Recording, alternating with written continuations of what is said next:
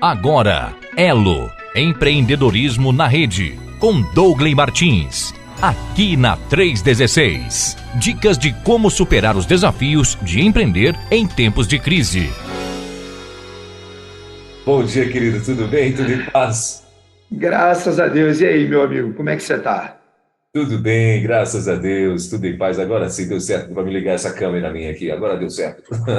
Agora estamos ao vivo. Agora estamos ao vivo e a cores, né? Muito bem.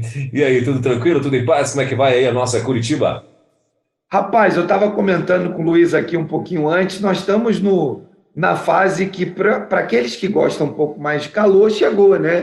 Sim. 25 graus em Curitiba, nós Epa. estamos felizes aqui. Muita chuva, essa época do ano já começa, né? Calor demais, já na Uhum. sequência vem a chuva, então tem sido dias. Vocês devem ter acompanhado aí nos noticiários aqui na região sul, barreiras que caíram, né? Alguns acidentes Sim. que, inclusive, trecho aqui entre Curitiba e Santa Catarina interditado, um trecho Curitiba-São Paulo. Então, tem algumas situações aí que, consequências dessa fase das muitas chuvas, né? Sim. O momento está mais propício para isso, temperaturas bem mais elevadas, mas nada como o nosso querido Piauí, né? O pastor Luiz estava contando, né, do pastor de lá que faz um programa, falou: agora aqui está começando, está mais fresquinho, 35 graus, né? Não dá para comparar, né, Welber? É o tal do BRO Bro. Você já ouviu falar disso daí? Do BRO Não, Bro? Nunca ouviu não. falar? Eu Como também é que é conheci. isso? Eu conheci, acho que foi o mês passado, né? O Piauí tem uma região lá que, aí, quando os meses terminam em BRO, né, em BRO, né? No caso, aí eles chamam BRO Pro. BR, bro. BRO Bro. Então eles falam que é a cidade ou o lugar, ou a região, né? Do BRO Pro. Meu irmão, aí diz que é assim, quando o friozinho está começando é 35 graus, entendeu? Então, é Ai, desse ai. jeito, meu amigo. Então, e aí é uma região que fica ali, acho que próximo a Teresina e tal, e o Uhum. negócio lá é igual o meu Pará, rapaz. Meu Parazão também não É. perde, não perde para Teresina e companhia, Ô, não. ô, Parazão lá. Elber, eu estava aqui pensando exatamente isso. Lembrando do meu amigo, do pastor, o pastor lá da Assembleia de Deus, lá, a Câmara, né? Belém? Hã? Belém? Samuel Lá em Câmara de Belém, Belém? Samuel, exatamente, Felipe, né, nossos amigos Sim, lá, e do pastor Wellington, que me convidou para ir lá, né, falar sim, lá na igreja, no encontro de empresários. Eu fico sim. imaginando como é que vai estar lá agora entre dezembro e janeiro. Eu falei: o Wellington, reserva para eu ir aí sempre entre junho, julho, né, para eu Aham. conseguir ir e voltar vivo, porque deve bater uns 40 graus, 45 graus agora. É o nosso Rapaz, Brasil, né? mas Douglas, eu vou te falar uma coisa. O Pará é engraçado. O período mais quente do Pará é julho. Ah, é? É julho.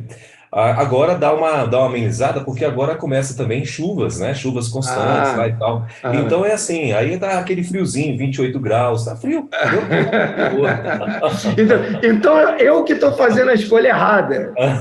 Com certeza. Quer ir para Belém? É melhor você ir nas férias de janeiro, rapaz. Eu acho que é melhor. Antes Boa disso aí dica. você. Antes disso não é legal, não. Mas e aí, meu irmão, tá tudo bem, né? Família em paz, tudo na bênção? Graças a Deus, Albert. Graças a Amém. Deus. Estamos aqui, né? Maravilha, Finalizando maravilha. o ano, apesar de Isso. a gente ter no nosso consciente coletivo a ideia de que 31 de dezembro acabou alguma coisa, né? No Sim, nosso imaginário, a gente acredita que acabou, mas a vida continua, né?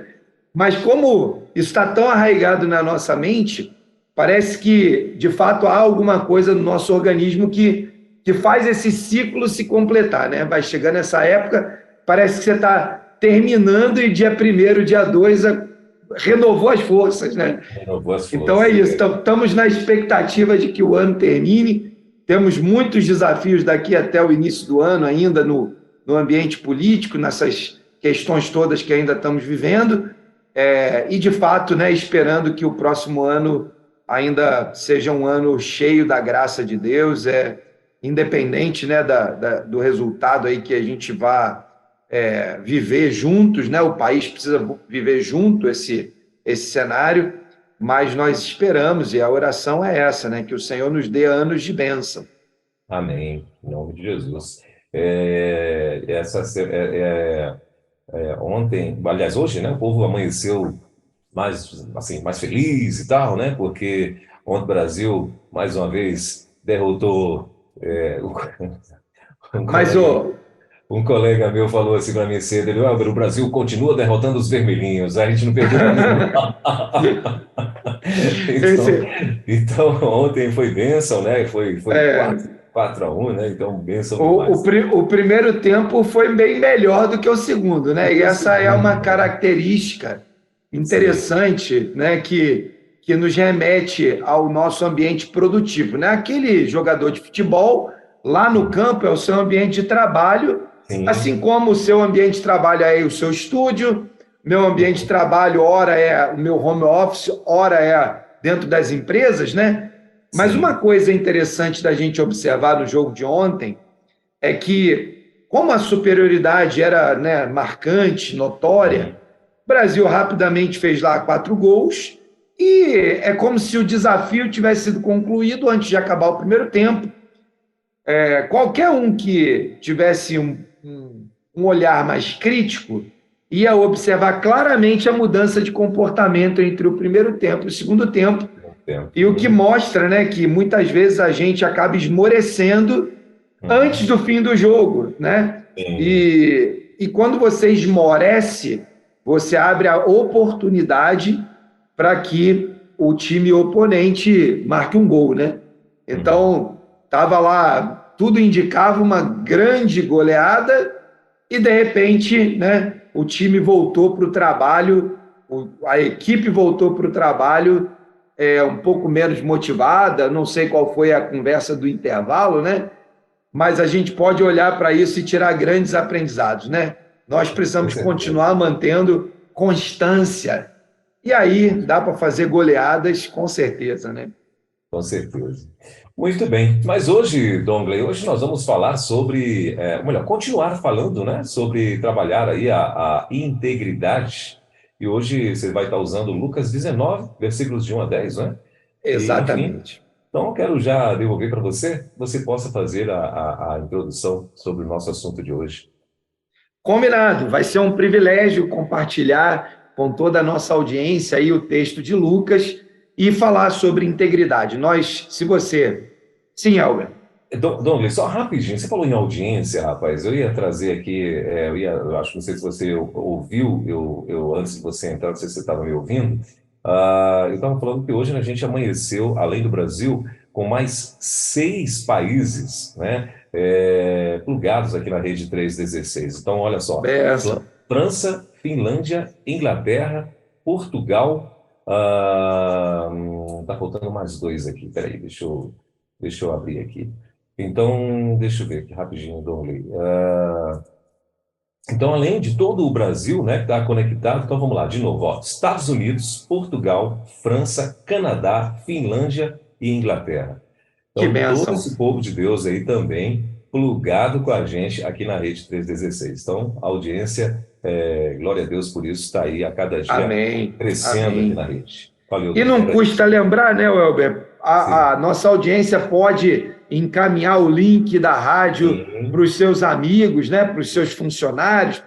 Pensando aqui no programa do Movimento Elo, nós, né, temos incentivado as pessoas a ouvirem o nosso programa, seja ele aqui ao vivo com a gente, seja ele nas reapresentações no final de semana, nas diversas oportunidades que o programa está sendo exibido, mas não deixe de convidar seus amigos, né, outros empresários, outros empreendedores, seus colaboradores para ouvirem falar daquilo que a palavra de Deus tem para nos ensinar a respeito dos nossos negócios e de como nós conduzimos nossos negócios, né? Muito bom, privilégio poder conversar com gente no mundo inteiro. Como nós, então, temos tratado aí nessas últimas 2 semanas, hoje a gente quer completar esse ciclo desse conteúdo tão importante que é a integridade. Nos últimos anos, a gente tem visto comportamentos dos mais diversos em que a integridade tem sido desafiada e exigida de nós nas nossas atividades profissionais.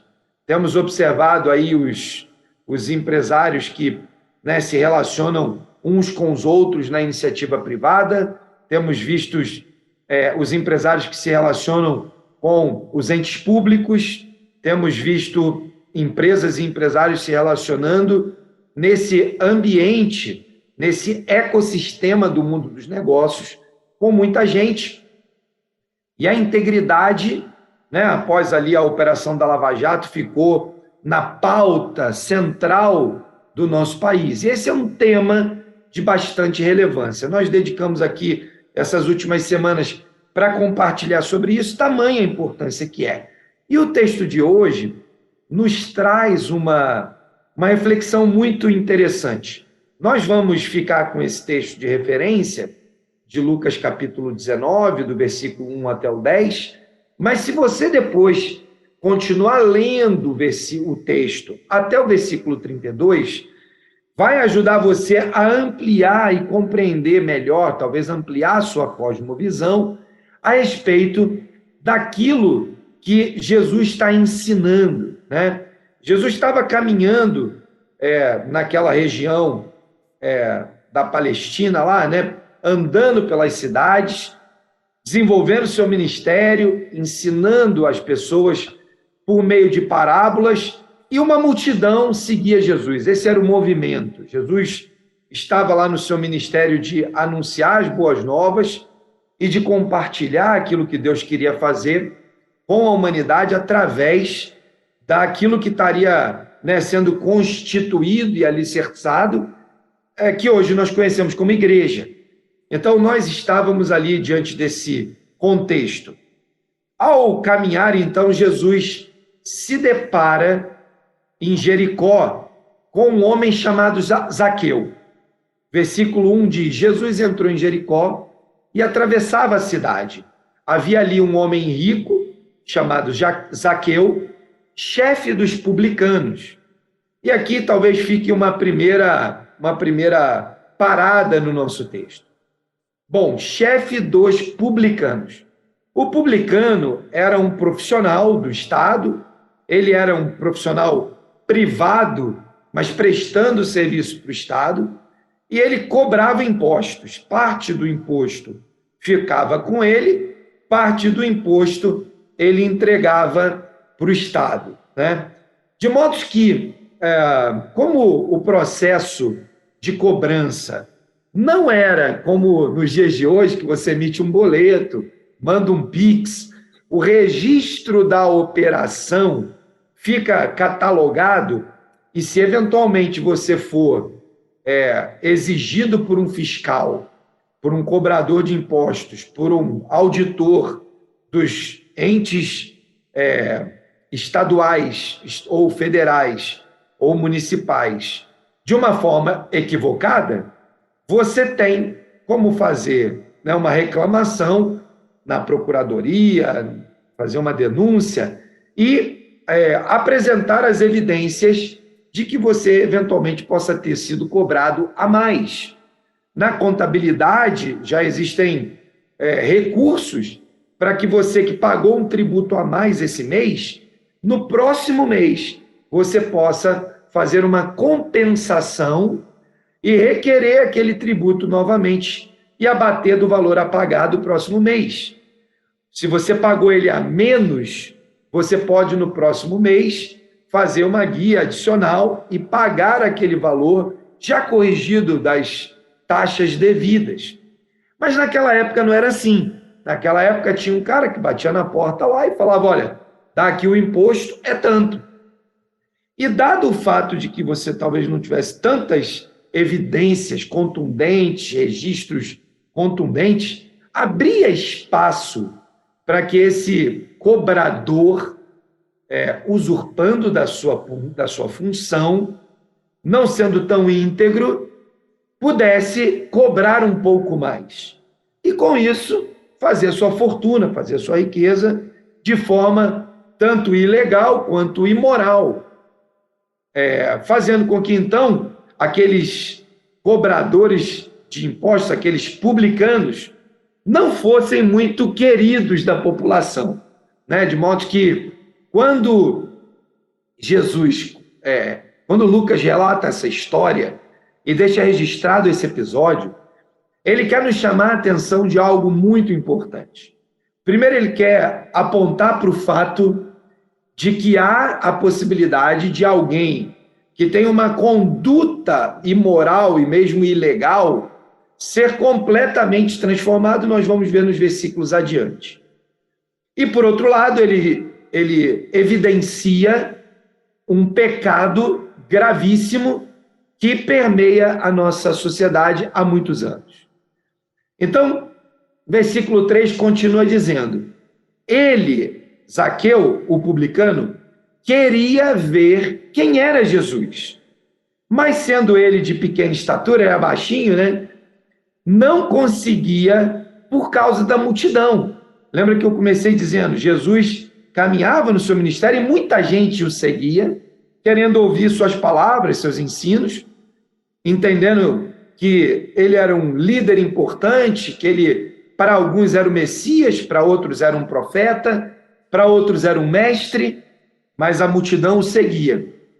E Zaqueu, então, vê aquele movimento, aquela multidão, ele tenta ver, mas não consegue por causa da altura, então ele correu, versículo 4, subiu numa figueira brava para vê-lo, pois Jesus ia passar por ali. Então, Zaqueu, por alguma razão, o texto não relata, mas por alguma razão, Zaqueu, movido do interesse de saber quem era Jesus, de fato ele já o conhecia, porque senão não teria nascido o interesse, já o conhecia de ouvir falar, provavelmente, mas agora Zaqueu, então, decide ir ver com seus próprios olhos Jesus.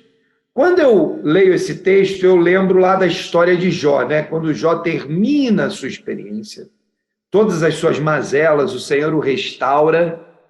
Jó termina ali o texto, o capítulo, o livro de Jó, dizendo: antes eu o conhecia de ouvir falar. Agora, depois de todas essas experiências, os meus olhos te veem. Então, Zaqueu provavelmente conhecia falar de Jesus, muito provavelmente já sabia dos ensinos de Jesus quanto à integridade, mas ainda assim, Zaqueu decide ir ver. Ele decide, talvez, se dar uma oportunidade, ele decide olhar para aquele que ele escutava falar e talvez fizesse arder o seu coração por alguma questão que nós não temos relatada no texto. O versículo 5 continua dizendo: Jesus chegou àquele lugar, ou seja, de frente da figueira, olhou para cima e lhe disse: Zaqueu, desça depressa, quero ficar na sua casa hoje. Então ele desceu rapidamente, o recebeu com alegria.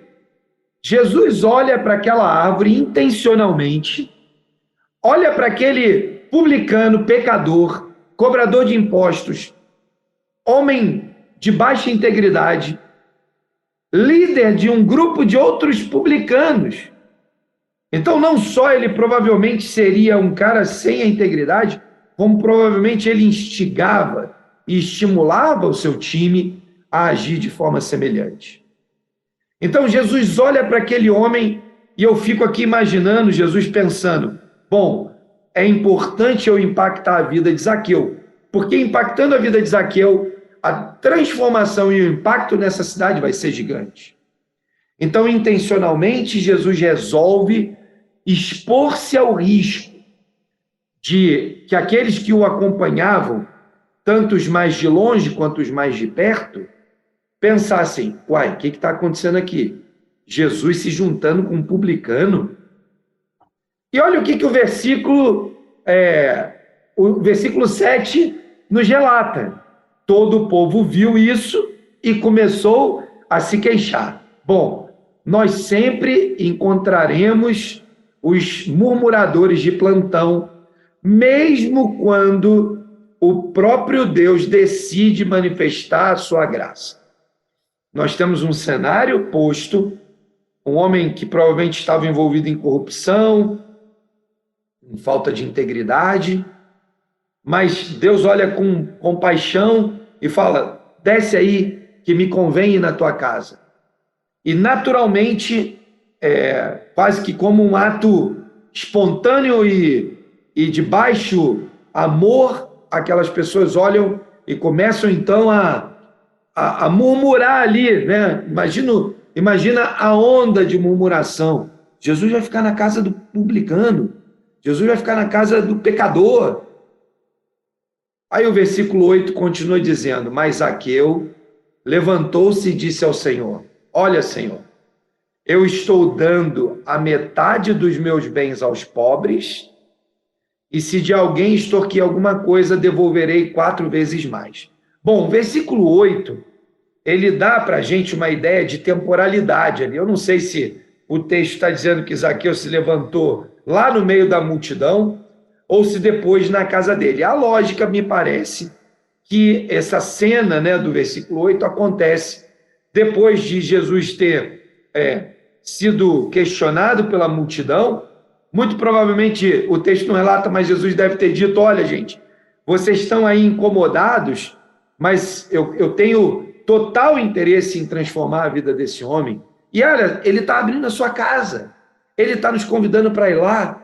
Certamente Jesus foi, e lá na casa de Zaqueu, pelo menos aqueles discípulos próximos que estavam ali com ele devem ter entrado na casa de Zaqueu, provavelmente uma casa mais luxuosa naquela região, com empregados, com serviço, comida.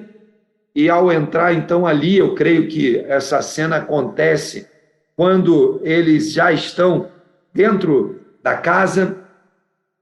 É como se eles estivessem então ali batendo um papo, comendo. Jesus provavelmente deve ter ensinado a Zaqueu a respeito da integridade, da fidelidade, do amor, da vida com Jesus, da sua decisão de seguir ao Mestre. E Zaqueu, então, confrontado do seu pecado, se levanta e diz: Senhor, eu vou dar metade dos meus bens aos pobres. Então, eu fico imaginando, não sei qual era a quantia, mas eu fico imaginando, né, um volume significativo, Zaqueu pegando aquilo e transformando aquilo em ação social.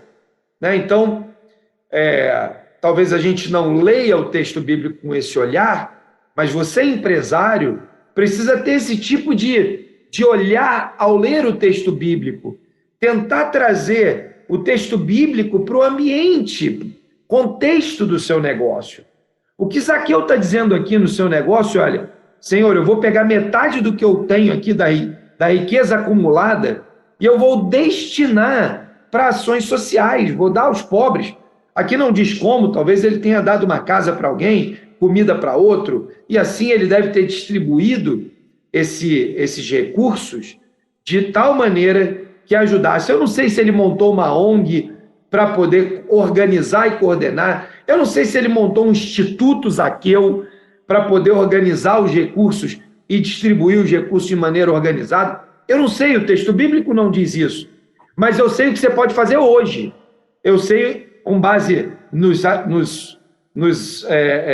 modelos legais disponíveis no nosso país, talvez você possa iniciar uma jornada de criar sua própria ONG, seu próprio instituto. Quem sabe você vai fazer uma parceria com algum instituto ou alguma ONG e vai fazer com que parte dos recursos que você ganhou, e aqui eu não estou dizendo que necessariamente você ganhou esses recursos por causa da corrupção ou da falta de integridade, não me entenda mal. Eu só estou dizendo o paralelo para aquilo que Zaqueu fez. Zaqueu deu aos pobres, ou seja, ação social.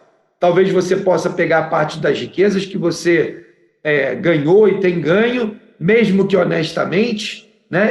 E preferencialmente honestamente, você pode usar parte desse recurso para destinar para as obras sociais e desenvolver com a habilidade empresarial uma estrutura organizacional que faça isso com eficiência. Mas Zaqueu não parou aí. A frase continua. E ele diz: e se de alguém eu extorqui alguma coisa, e eu tenho certeza que ele sabia que tinha extorquido, né?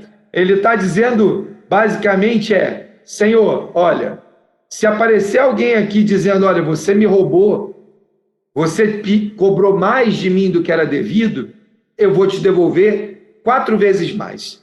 Eu estava fazendo uma conta, 4 vezes mais é 400%, né? Além do valor principal.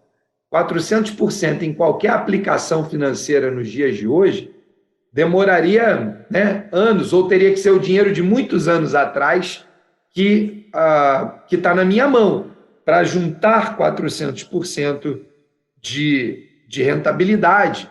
Hoje, né, quando a gente vai no banco botar lá o nosso dinheiro, a gente aplica 120% do CDI, o que dá mais ou menos a dinheiro de hoje lá os seus 18%, 17% ao ano. Nós estamos falando de 400%. Então, ou era o dinheiro de muitos anos de extorsão, né? Ou então, de fato, Zaqueu estava com o coração dele tão transformado que as posses, o dinheiro não era mais o senhor da sua vida. E aqui é onde eu quero chamar a sua atenção. Porque Jesus, em outra conversa que ele tem, ele diz o seguinte: ninguém pode servir a 2 senhores, porque há de amar a um e odiar o outro. E isso Jesus falava a respeito de Mamon. A única vez que no texto bíblico você encontra Jesus falando ou dando a uma potestade o status de senhor. Não é senhor com letra maiúscula, ou seja, senhor da sua vida, mas você pode transformá-lo em senhor da sua vida quando você busca mais a ele. Possivelmente Zaqueu, então, aqui passa por uma experiência incrível de conversão. Ele olha para trás e fala, puxa, eu roubei por muitos anos, eu desviei, eu não fui tão íntegro, vou devolver o suficiente para que aquele dinheiro seja corrigido, ou então ele, de fato, teve uma experiência tão significativa com o evangelho que ele decidiu abençoar as pessoas a despeito do tempo ou do quanto ele desviou. Mas o mais importante aqui é que algo extraordinário acontece. Acontece algo que faz com que a vida dele seja completamente transformada. Jesus, no versículo 9, ouvindo aquela conversa, diz: hoje houve salvação nessa casa. Então, eu tenho o próprio Jesus testemunhando o fato de que uma grande transformação aconteceu. Nosso desafio quando nós nos encontramos com Jesus nos nossos negócios é ter clareza suficiente para entender que um encontro com Jesus tem que gerar uma transformação. Um encontro com Jesus precisa nos remeter a um novo comportamento. E a integridade é basilar nesse processo. É impossível você construir uma empresa do reino sem que integridade seja uma das bases principais da conduta e da forma como você lidera o seu negócio. Então, eu olho para esse texto, né, e fico me pensando e refletindo quantas e quantas vezes nós, nos nossos negócios, nos deparamos com demandas que mexem, que ofendem a nossa integridade. Alguns de nós conseguimos resistir e permanecer firmes, inabaláveis na nossa certeza e segurança de que o Senhor está cuidando dos nossos negócios. Outros de nós não conseguimos fazer isso. E eu tenho certeza que você e eu já passamos por experiências onde você foi tentado a não ser íntegro e possivelmente, e é possível que tenha acontecido, de você ter cedido a essa tentação, essa provação de deixar a integridade de lado e passar por uma experiência semelhante a de Zaqueu. É possível que você tenha a capacidade hoje de olhar para trás e falar, puxa, eu não fui correto nisso. O que aconteceu com Zaqueu é que, ao perceber isso, ele decide fazer um processo de correção, porque a palavra de Deus nos ensina que quando nós pecamos, nós precisamos confessar os nossos pecados e deixá-los. E a Bíblia completa dizendo que aquele que confessa os seus pecados e os deixa, alcança a misericórdia. E qual é a misericórdia? A misericórdia número 1 é que os nossos pecados são cancelados. Mas há uma misericórdia adicional, porque no mundo dos negócios, o pecado cancelado pode significar a destruição do seu negócio, como consequência do pecado, não o pecado cancelado, né? A consequência de você ter pecado, mesmo que ele seja cancelado por uma confissão, pode implicar em um negócio perdido, em uma decisão que vai trazer consequências futuras, mas eu creio em uma dupla misericórdia. A misericórdia que alcança o nosso coração e o galardão e toda a nossa história na eternidade, desde já, mas também a história da mudança que o Senhor pode fazer no ambiente dos negócios, permitindo assim que aquilo que parecia perdido seja novamente restaurado. Então eu creio que um momento de experiências como esse de Zaqueu produz dupla consequência, duplas conquistas, alvos duplos, tanto no mundo material quanto no mundo espiritual. E você precisa ter essa segurança baseado na palavra de Deus, em textos como esse que a gente está vendo aqui. Porque é o próprio Deus, é o próprio Jesus quem diz, hoje houve salvação nessa casa.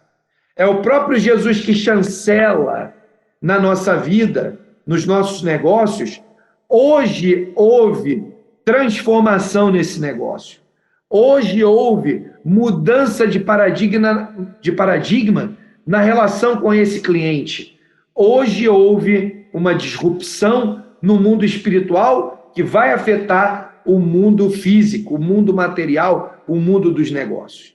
Eu creio que nós vivemos debaixo de um Deus tremendamente poderoso e capaz de fazer algo extraordinário. E o versículo 10 conclui dizendo, pois o Filho do Homem veio buscar e salvar o que estava perdido. Bom, se algo estava perdido e foi achado, significa que aquilo ganhou um significado novo.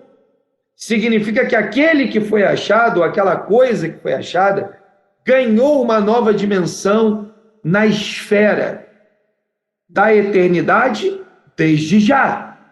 Porque nós fomos transformados hoje para a eternidade, mas para vivermos hoje a eternidade.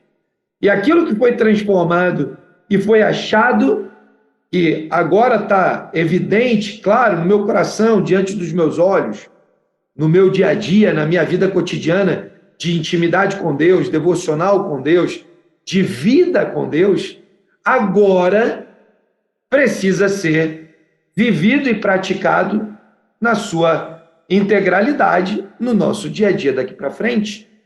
Aquilo que foi buscado e salvo, porque estava perdido, agora sabe o rumo, não está mais à deriva, sabe para onde tem que ir. E isso faz e implica, né, que a gente entenda, que a gente compreenda, e outros que estão à nossa volta compreendam que a integridade é o reflexo da nossa salvação. A integridade, ela reflete a salvação abundante que temos em Jesus.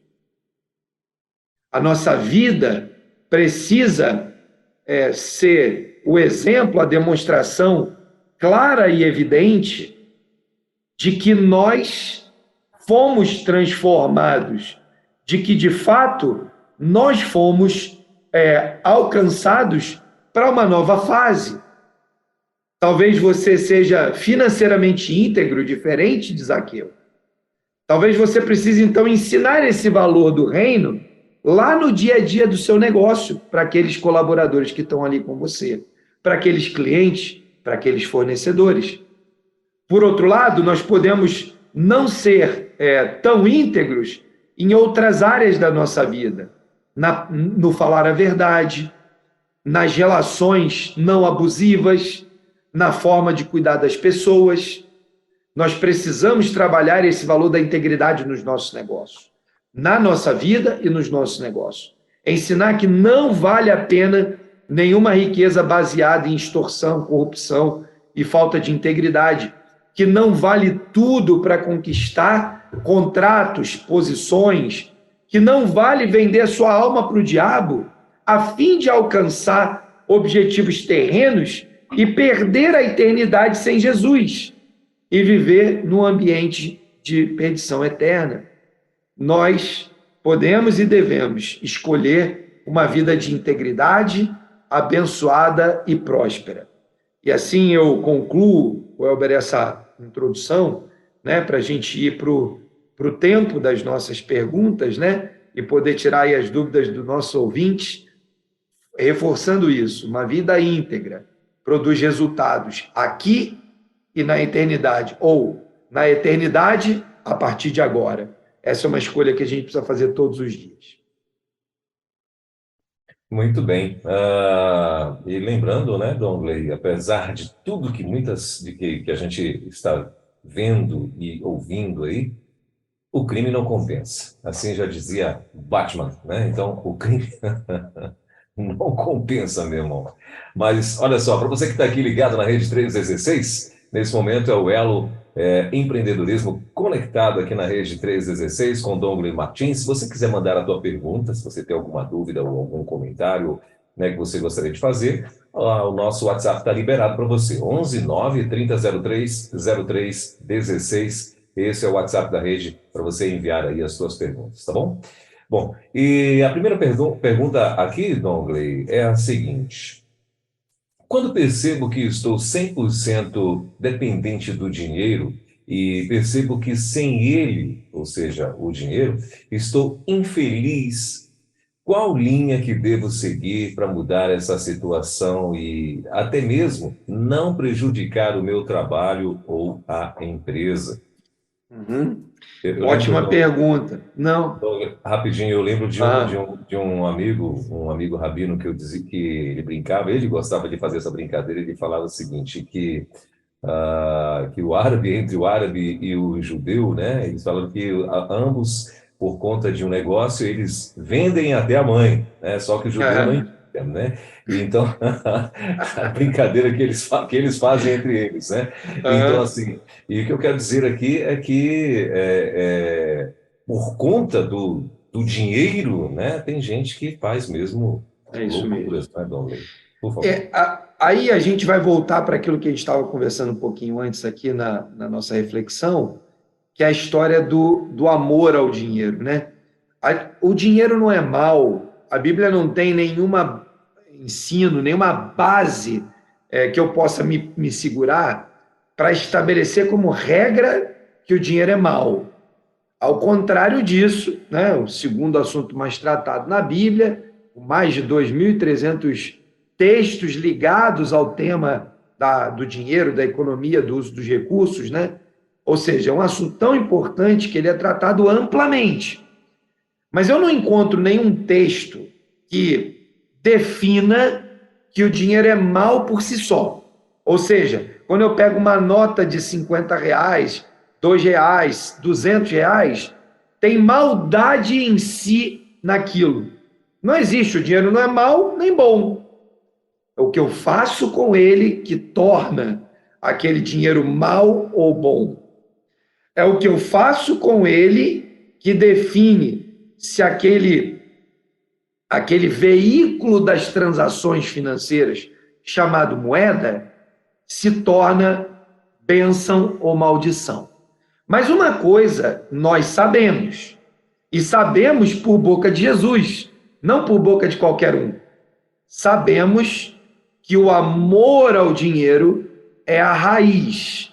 O que é a raiz? A raiz é aquilo que vai crescendo para dentro da terra, tornando aquela árvore, aquela planta firme, a ponto de que ela não consiga ser arrancada com simplicidade.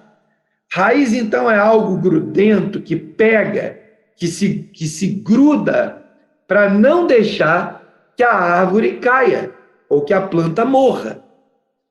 Raiz é aquilo que está dentro da terra, tentando buscar fonte de alimento para manter a árvore de pé, seja ela a água, seja ela os nutrientes da terra, ou seja, a raiz pode ser boa e sustentar uma árvore de pé, ou ela pode ser ruim e a árvore está prestes a cair.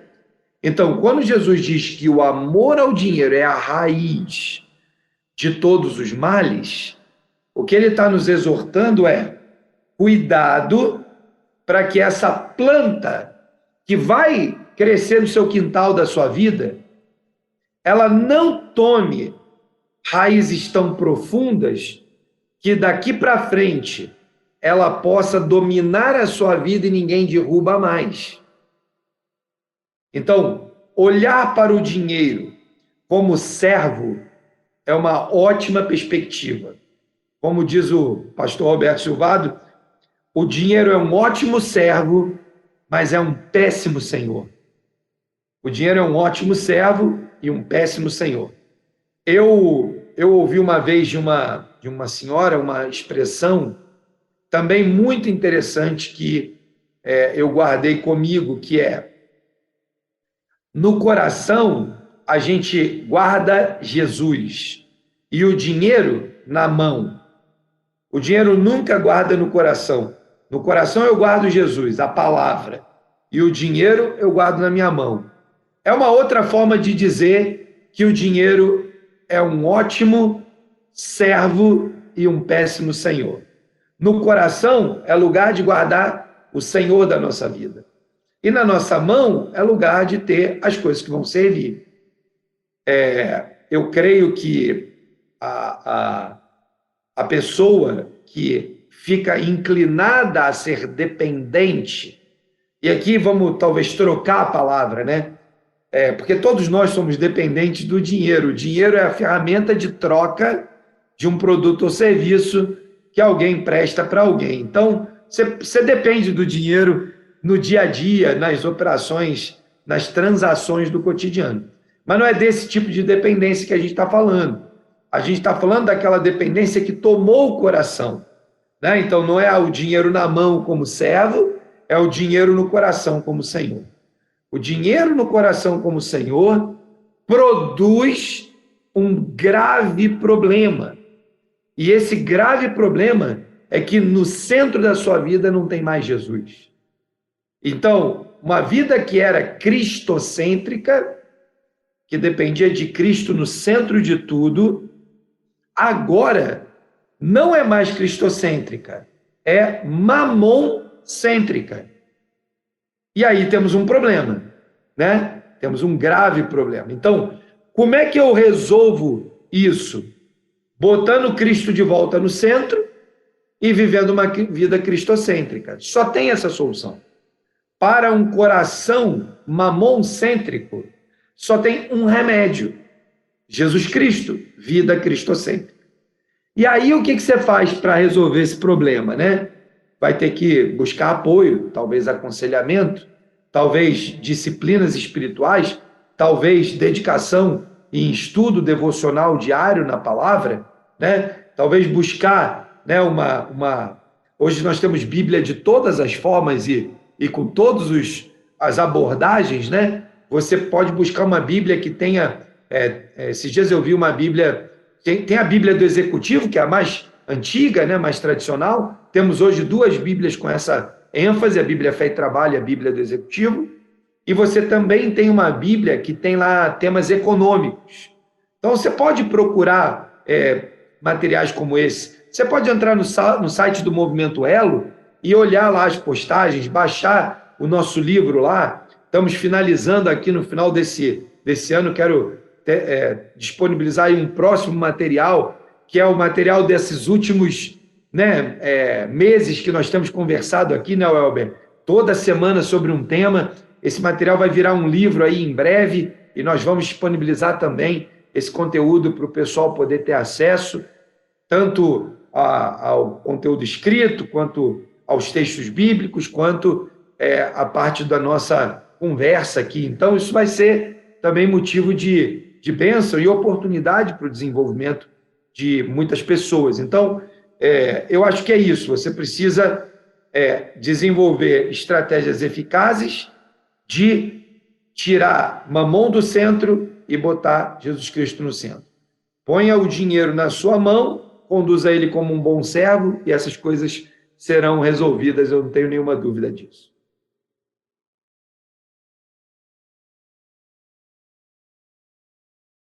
Oi, Domblin, me ouve? Agora eu estou te ouvindo. Muito bem. Agora, 2 minutos faltando para as 11 horas. A próxima pergunta é a seguinte: o que fazer quando percebo que cobro muito sobre a integridade dos outros, mas percebo que não serve para mim? Esse é o famoso, né? Faça o que eu falo, mas não faça o que eu faço, né? Essa talvez seja a pior desgraça que um empreendedor possa trazer sobre a vida dele e sobre a vida da sua empresa, dos seus negócios. Não existe como esconder de ninguém esse tipo de comportamento do faço o que eu falo, mas não faço o que eu faço. Essa talvez seja a coisa mais ridícula que nós, seres humanos, fazemos, né? A gente acredita que alguém está recebendo uma mensagem e não está lendo tudo o que está acontecendo no entorno. Existe uma técnica da psicologia chamada janela Johari, que trata esse assunto, né, do eu percebido, do eu oculto, o eu que só eu vejo, o eu que só os outros veem, né? Então, nós muitas vezes queremos viver a nossa vida como empreendedores como aqueles que vivem o eu que só eu vejo e não se atentam para o detalhe do eu que todos veem. Então, fica, às vezes, até jocoso, né? Até um pouco desagradável, porque muitas vezes nos encontramos com empresários com essas características. Está todo mundo vendo o que ele está fazendo, mas ele acha que ninguém está vendo. A minha palavra para quem tem esse tipo de experiência olha, tenha certeza que sempre há, né, um outro dito do popular, né, a minha verdade, a sua verdade e a verdade. Sempre há a possibilidade de você estar comunicando algo que você compreende, alguém está percebendo algo que você está comunicando completamente diferente, e no final existe talvez uma situação terceira, que é onde você queria estar, e nem você está, e nem as pessoas estão percebendo. Bom, se você tem consciência de que isso pode estar acontecendo, a minha palavra é arrependimento, confissão de pecado e mudança. Só tem esse jeito para mudar a nossa vida. Talvez você precise de um apoio psicológico, terapêutico, para te ajudar numa área da sua vida que você não consegue. Talvez você precise de aconselhamento pastoral. Vai buscar lá na sua igreja local, né, o seu pastor, conversar com ele. Olha, eu estou tendo essa dificuldade. Eu estou sendo hipócrita na forma como eu conduzo. Eu estou sendo duas caras, eu estou me comportando de uma maneira e falando outra. Certamente, seja num processo terapêutico, seja no aconselhamento pastoral, ou seja buscando conselheiros, como Provérbios nos ensina, que na multidão de conselheiros há sabedoria, seja em uma dessas frentes, você vai encontrar alguém que vai ser não só capaz, mas super interessado em te apoiar a mudar nessa área. Então, procure pessoas de confiança que você possa conversar. Se você já compreendeu que isso acontece, é hora de dar um passo a favor da mudança. Agora, pode acontecer, Welber, de pessoas que não reconhecem que isso acontece. Bom, se você é uma dessas pessoas que está aqui nos ouvindo, então a dica mais pragmática que eu posso te dar é: chame alguém do seu time que você respeite e que ele te respeite. E tenha uma conversa franca e sincera com ele. Olha, eu estava aqui pensando, né, que talvez eu possa estar sendo um pouco hipócrita no meu jeito de tratar as pessoas. Talvez eu esteja dizendo A e fazendo B. Você poderia ser sincero comigo e me dizer se você percebe que isso acontece? E a maneira mais prática e pragmática de você descobrir se você está vivendo esse tipo de realidade é perguntando para alguém que está de fora, né? E aí, à medida que aquele que está enxergando o seu eu oculto, né, o que para você é um eu que você não enxerga, você vai poder, então, tomar as providências da mudança, seja ela procurando um processo terapêutico, seja ela procurando aconselhamento pastoral, seja ela procurando um conselheiro que possa te dar bons conselhos na área que você precisa desenvolver.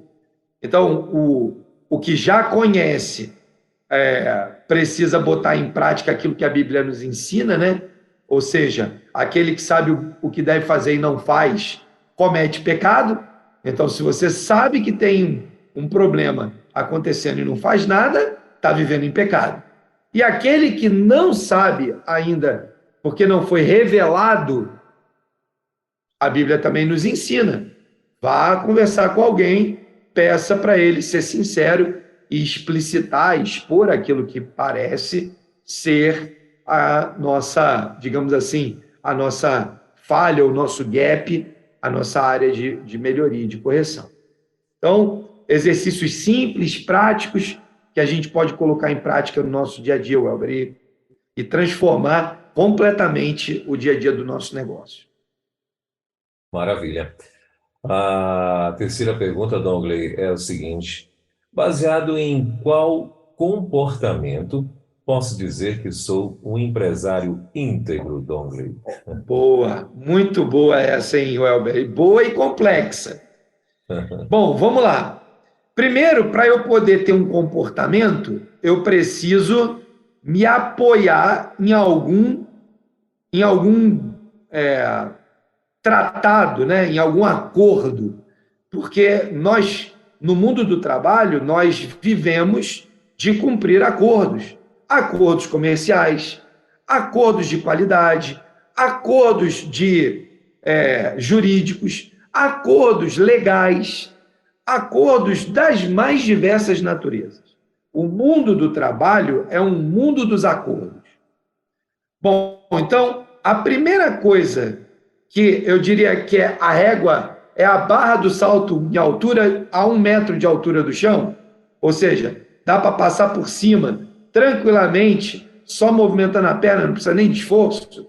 Então, a barra mais baixa são cumprir os acordos combinados. Se eu contratei com você que eu vou entregar o produto e ele tem 100 gramas, eu vou entregar o produto com 100 gramas, não com 90, não com 110. Por quê? Porque o combinado é 100 gramas, e aí, normalmente, nesses acordos, você tem margem de tolerância, aquela coisa toda. Então, você vai entregar aquilo que você contratou. Essa é a régua mais baixinha. Por quê? Isso é o pressuposto. Eu combinei com você A, eu não posso entregar B. Eu creio que a segunda parte dessa régua, que sobe um pouquinho mais, né, talvez ali para os 5 metros, já começa a ficar um pouco mais desafiador, talvez seja aqueles princípios morais e éticos que você carrega da sua história familiar, do seu país, da cultura estabelecida, né? E aí talvez você, com isso, possa elevar coisas do tipo: olha, eu não discrimino pessoas, eu não trato diferente esse ou aquele, eu não privilegio esse ou aquele em detrimento de uma amizade, eu cumpro prazos, ou seja, eu tenho aí uma ética e uma moral mais ou menos coletiva, social, daquela cultura. E talvez a terceira régua, né, lá nos 10, 15 metros de altura, que já é talvez um desafio maior, né? Ou melhor, deixa eu baixar um pouco essa régua, porque senão alguém desavisado pode dizer que então essa régua é intransponível, né? Agora, o que eu quero dizer para você que pensou isso, talvez seja o seguinte, né? O salto com as varas, né, para ultrapassar uma barreira muito alta, ele vem, ou o salto sobre a vara daquele que não tem o impulsionador, é só com o seu corpo, ele tem, né, ferramentas para você poder superar aquelas alturas. E o terceiro degrau, então, é aquilo que a palavra de Deus nos ensina. Então, a normativa passa a ser a palavra de Deus. E é sobre isso que a gente semanalmente tem falado aqui, né? Eu tenho, para cada semana, tratando temas diversos e diferentes no mundo dos negócios, um texto bíblico. Está aqui, eu acho que eu não repeti nenhum texto bíblico até agora. Ou seja, a Bíblia está repleta de normativas de como eu conduzo a minha vida no mundo dos negócios, no mundo do trabalho. Essa régua faz com que eu precise de outras ferramentas. Eu preciso de vida de oração, eu preciso de vida devocional, eu preciso de jejum, eu preciso de compromisso com a igreja local, eu preciso de companheiros de caminhada, eu preciso de um PGM, eu preciso de ferramentas do reino que vão fazer com que eu participe daquela jornada do salto desafiador de uma maneira mais alcançável, vamos chamar assim. E muitas vezes eu vou lançar mão na minha caixa de ferramentas de uma ferramenta mais parruda, né? Então, talvez você precise jejuar pelo seu cliente. Talvez você precise jejuar por um fornecedor que está com problema para entregar a sua matéria-prima. Talvez você precise de uma ferramenta de, quem sabe, uma vigília de oração pelo momento do seu negócio e do país. E assim vai. Nós lançamos mão de ferramentas espirituais para que a gente possa enfrentar as batalhas como Davi. Tentaram botar lá um monte de armadura, não sei o quê. Ele falou, rapaz, esse negócio aqui só me atrapalha. E virou para o filisteu e falou, ô, seu Golias, você vem contra mim com espada e com lança, e eu vou contra você, em nome do Senhor dos Exércitos. Davi invocou, talvez, né, a arma principal daqueles que enfrentam uma batalha nos seus negócios. E aí, o que acontece? Quando você usar a ferramenta correta, a vitória vai ser alcançada, né? Então, eu concluo aqui, Welber, trazendo, né, esse olhar de que o degrau que a gente vai subindo na escada vai fazendo com que a nossa vida de compromisso suba a régua. E subindo a régua, eu preciso lançar a mão de novas ferramentas para que eu seja, então, capaz de enfrentar aquelas batalhas, né, de baixo ou com o uso suportado pelas ferramentas espirituais também, né, que fazem parte da nossa batalha conjunta. Não há separação entre secular e sagrado. Tudo é espiritual, tudo é sagrado. Então, quando você usa uma ferramenta de planejamento estratégico na sua empresa, você não pode deixar de usar a ferramenta da oração, né? Elas precisam caminhar juntas. E aí você vai ter uma potência muito maior para enfrentar todo tipo de problema, inclusive o da integridade. Dongley, chegou uma pergunta aqui para a gente do nosso querido Daniel José de Lima. Ele está dizendo o seguinte: bom dia, graça e paz, Daniel da Primeira Igreja Batista em Praia Grande. E a pergunta é a seguinte: o que o senhor acha de colocar ou aplicar o dinheiro em carteiras de investimentos e acumular grandes fortunas por anos e anos, com a preocupação com o futuro e deixar de ajudar a obra de Deus e pessoas necessitadas? Isso também não é uma forma de amar o dinheiro? Parabéns pelo programa. O Daniel, mais uma vez, aí lá da Igreja Batista, da Primeira Igreja Batista em Praia Grande, São Paulo, também plugado aqui com a gente. Daniel, ótima pergunta. Muito obrigado por acompanhar aqui a gente. A resposta para essa pergunta não é simples, mas ela é totalmente viável, né? Ou seja, tem alguma coisa de errado de ajuntar o dinheiro nas aplicações, seja elas quais forem, que você escolher? Nada de errado. Ao contrário, a Bíblia nos ensina, lá, né, vamos ter vários textos, mas Provérbios é um deles, que trata de você não entrar numa empreitada, numa obra, né, numa jornada, sem preparo para isso, sem fazer as contas se você vai conseguir dar conta de chegar lá no final. Então, juntar para a aposentadoria, perfeitamente viável. Agora, o que não é viável na exposição que você fez, eu tenho certeza que foi só para exemplificar, é que você, antes de juntar o dinheiro, você não esteja envolvido na obra de expansão do reino. Como quem diz assim, primeiro eu me garanto financeiramente, depois, se sobrar, eu ajudo o reino.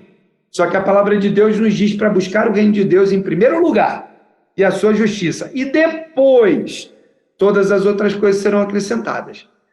De modo que, Daniel, o tempo agora é curto, mas eu queria te dar aqui 2 livros que eu tenho já talvez indicado aqui outras vezes. Um deles é um livro de capa azul chamado Deus e o Dinheiro. É um livro de 2 jovens americanos que escreveram esse livro como consequência de um MBA que eles foram fazer na Universidade de Harvard, e é muito, muito, muito legal esse livro. Eu recomendo que você tenha ele com você, leia e até indique para outras pessoas que você conhece que vivem esse dilema. Esse livro, entre tantas coisas, ele diz o seguinte: estabeleça um teto para a poupança. Não é poupança infinita, estabeleça um teto, baseado nas necessidades que você vai ter até a sua velhice. Mas ele também trata da importância de você poupar para esse colchão, teto, enquanto você se envolve com a expansão do reino, simultaneamente. Tem um outro livro de um jovem aqui do Brasil, do Matheus Ortega, lá de São Paulo, que se chama Economia do Reino. É um livro de capa amarela, tem uma árvore assim na frente dele. O Matheus, ele conseguiu, de uma maneira incrível, traçar 4 perfis de pessoas que estão envolvidas nos aspectos da economia do reino, na vida real, né? Na economia real, pensando como economia do reino. E cada um desses 4 perfis tem características muito interessantes para que a gente se encontre nelas. Então, fica aí, Daniel, 2 dicas muito legais. Eu acho que vale a pena ler os 2 livros, porque um complementa muito bem o outro, né? Você vai ver no livro Deus e o Dinheiro uma visão muito americana, né? Do jeitão de cuidar do futuro, da aposentadoria, e você vai ver aqui um outro livro de um brasileiro, que tem uma outra cosmovisão, mas os 2 são super complementares, muito legal. Então, Welber, esse aí é outro tema, né? O que o Daniel trouxe aqui é um outro tema. Mas eu quero finalizar a resposta dizendo o seguinte, Daniel, as coisas precisam andar juntas. Enquanto eu poupo, eu invisto no reino. E porque eu poupo, eu sou capaz de investir no reino. Quem não poupa, não consegue investir no reino. Isso é importantíssimo ter em mente. Quem não poupa no seu salário, muito ou pouco, não importa, né? Vamos lembrar lá de Jesus, a viúva pobre, né? A oferta dela lá no gasofilácio, e vamos lembrar que, do ponto de vista de Deus, não é a quantidade do dinheiro que ele está interessado, é onde está o coração, né? Então, quem não poupa não vai conseguir investir no reino. Então, a primeira dica se há algo para fazer por primeiro, estabelecer um estilo de vida capaz de ter sobra financeira para poupar.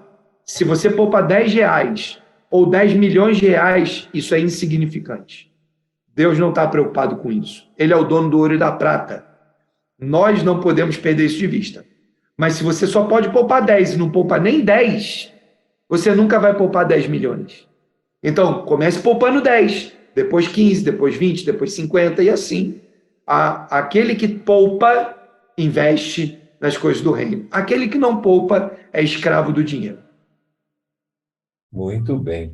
E para encerrarmos aqui, Dongley, rapidinho, sei que nós já avançamos bastante aqui, mas para encerrarmos rapidinho, tem só um comentário da Cirlândia, lá de Camaçari, na Bahia, do livro, ela mandou aqui uma frase, na verdade, do livro Crise de Integridade, né? E a frase é a seguinte, eu achei interessante também trazer aqui para os nossos ouvintes, que diz o seguinte: se crermos na verdade, ela nos santificará e nos libertará. Se crermos em mentiras, aos poucos nos tornaremos uma mentira à medida que perdemos a integridade e começamos a praticar a duplicidade. Esse é uma frase que ela mandou para a gente aqui. Uau! Um trecho, né, do livro Crise de Integridade, a Cirlândia, que está lá em Camaçari, na Bahia. Ô, Cirlândia, obrigado por estar com a gente, né? Ela trouxe o comentário do livro já no outro programa. Obrigado por andar com a gente. Já estou aqui, ó, com o meu Amazon aqui. Já vou comprar esse livro para compor aqui minha biblioteca de conteúdos. Realmente é isso, né? A gente precisa entender uma mentira contada muitas vezes acaba parecendo uma verdade, né? Não quer dizer que ela é verdade, mas uma mentira contada muitas vezes fica parecendo uma verdade. Nosso desafio é cuidar aonde a gente coloca a nossa confiança.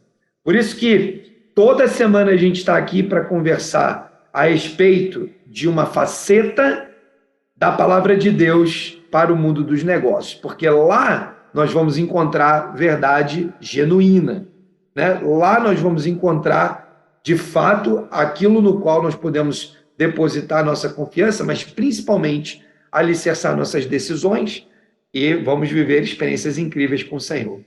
Muito bem, e esse foi o nosso Movimento Elo ao vivo, empreendedorismo conectado com Dongley Martins, que acontece toda terça-feira aqui na rede. Dongley, obrigado, querido, mais uma vez aí pela tua participação. Bom demais estar ou ter esse momento aqui com você toda terça, né? A partir das 10 horas. E semana que vem, permitindo Deus, estaremos de volta, então, com mais um Elo Empreendedorismo conectado. Empreendedorismo conectado aqui na Rede 316. Semana que vem já tem um assunto, já, não? Temos assunto. Vamos falar sobre valores, né? Na trilha, né? Nós estamos construindo uma trilha já aí há algumas semanas. E agora, semana que vem, vamos falar sobre os valores que permeiam uma organização e como que a gente pode fazer com que esses valores se tornem a base de tudo que fazemos nas nossas empresas. Às vezes a gente encontra, né, quando vai numa empresa, né, na parede pendurada, lá um quadrinho escrito visão, missão, valores, e aí tem ali algumas coisas, né? Nós vamos tratar um pouco dessa história de como os valores são importantes para o nosso dia a dia. Maravilha. Então tá aí, terça-feira que vem, imperdível, com Dongley Martins, mais um Movimento Elo ao vivo. Dongley, obrigado, queridão. Boa semana, Deus te abençoe. Terça-feira, se Deus quiser, estaremos de volta aí. Amém. Semana abençoada, Weber, para você, para todo mundo. Deus nos abençoe e até a próxima. Valeu, querido. Obrigado. Até a próxima. Elo, empreendedorismo na rede, com Dongley Martins. Baixe agora os podcasts em nossa plataforma rede316.com.br. Dicas de como superar os desafios de empreender em tempos de crise.